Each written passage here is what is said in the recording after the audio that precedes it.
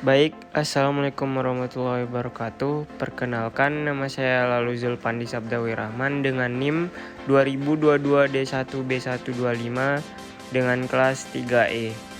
Di mana di video ini saya akan menjelaskan rangkuman dari materi pertemuan pertama hingga pertemuan terakhir mau UTS. Pengertian: manajemen adalah suatu proses tertentu yang terdiri atas perencanaan, pengorganisasian, penggerakan, dan pengawasan yang dilakukan untuk menentukan dan mencapai tujuan-tujuan tertentu dengan menggunakan sumber daya manusia dan sumber daya alam yang ada.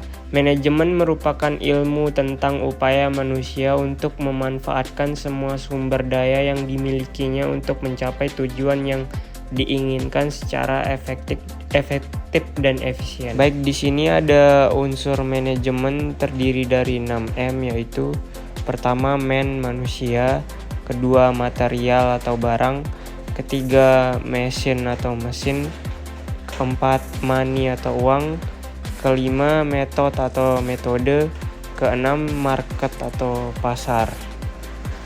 Man atau manusia merupakan model yang merujuk pada manusia sebagai tenaga kerja. Yang kedua, material. Material digunakan sebagai proses produksi dalam suatu perusahaan atau organisasi, dapat terdiri dari bahan baku, bahan setengah jadi atau barang jadi. Yang ketiga, mesin atau MRV, kebutuhan pokok dalam lancarkan jalannya perusahaan. Yang keempat, metode, pemilihan penggunaan metode yang tepat digunakan sebagai aturan atau cara-cara tertentu yang bertujuan untuk menghindari terjadinya inefisiensi dan pemborosan.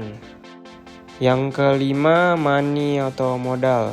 Modal dibagi menjadi dua, yaitu pertama, modal tetap seperti tanah, gedung, bangunan, atau mesin.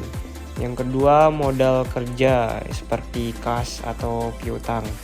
Yang keenam, market adalah tempat bertemunya penjual dan pembeli untuk mengadakan transaksi. Baik, materi kedua yaitu jasa konstruksi. Undang-Undang UU Jasa Konstruksi adalah undang-undang yang mengatur berbagai aspek terkait dengan layanan konstruksi di suatu negara. Namun, aturan dan peraturan terkait jasa konstruksi dapat berbeda antara satu negara dengan negara lainnya. Saya akan memberi contoh undang-undang terkait jasa konstruksi di Indonesia sebagai referensi. Di Indonesia, Undang-Undang Nomor 2 Tahun 2017 tentang jasa konstruksi adalah undang-undang yang mengatur sektor jasa konstruksi. Undang-undang ini memiliki beberapa tujuan utama, antara lain: pertama, meningkatkan kualitas, produktivitas, dan daya saing industri di konstruksi di Indonesia. Kedua, melindungi hak kepentingan para pelaku usaha dalam industri konstruksi. Ketiga, meningkatkan pengawasan, sertifikasi, dan akreditasi terhadap pelaku usaha konstruksi. Undang-Undang UU Jasa Konstruksi juga mencangkup berbagai ketentuan terkait dengan proses pengadaan, pelaksanaan, serta pengawasan pekerjaan konstruksi, termasuk peraturan terkait sertifikasi dan akreditasi bagi para pelaku usaha dalam industri konstruksi. Undang-Undang UU Jasa Konstruksi biasanya mengatur peran dan tanggung jawab tiga pihak utama dalam industri.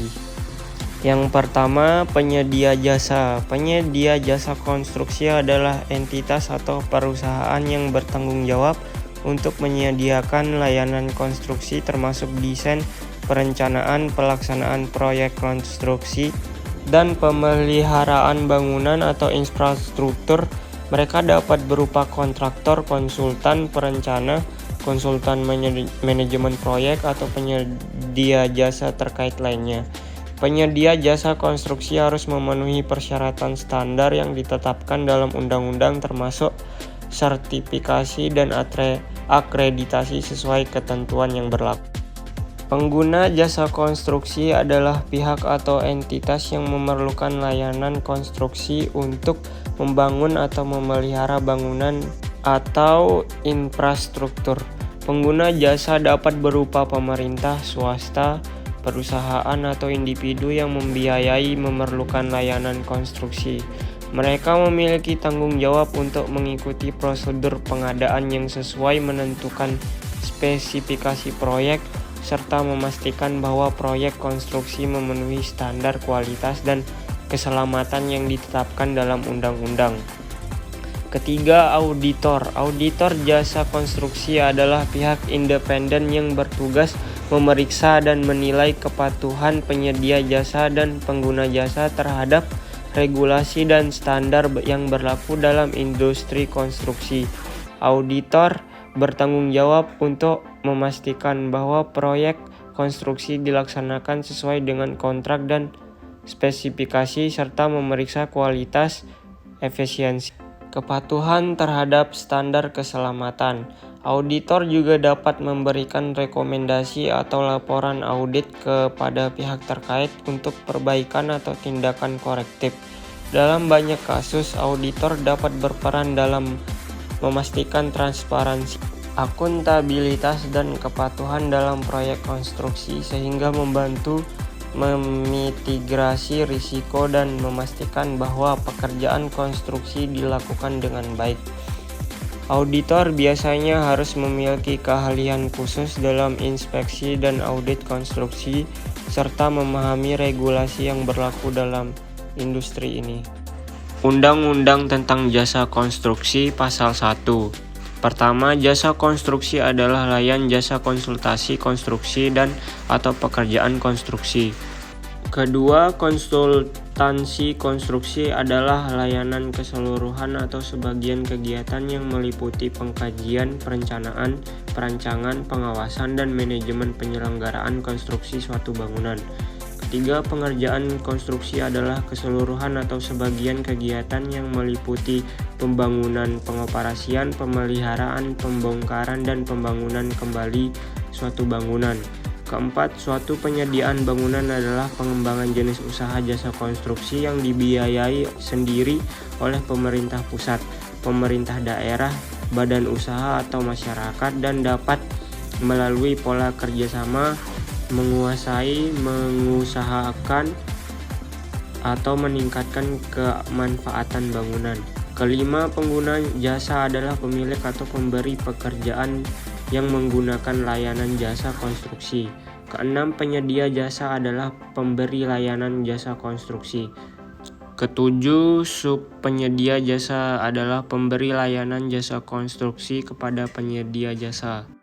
Pasal 5. Untuk mencapai tujuan sebagaimana dimaksud dalam Pasal 4 ayat 1 huruf A, pemerintah pusat memiliki kewenangan: A. Mengembangkan struktur usaha jasa konstruksi, B. Mengembangkan sistem persyaratan usaha jasa konstruksi, C. Menyelenggarakan registrasi badan usaha jasa konstruksi, D. Menyelenggarakan akreditasi bagi asosiasi perusahaan jasa konstruksi dan asosiasi terkait dengan rantai pasok jasa konstruksi, E. Menyelenggarakan pemberian lisensi bagi lembaga yang melaksanakan sertifikasi badan usaha, F. Mengembangkan sistem rantai pasok jasa konstruksi. Baik, sekian dari saya, Lalu Zulfani Sabda Wirahman.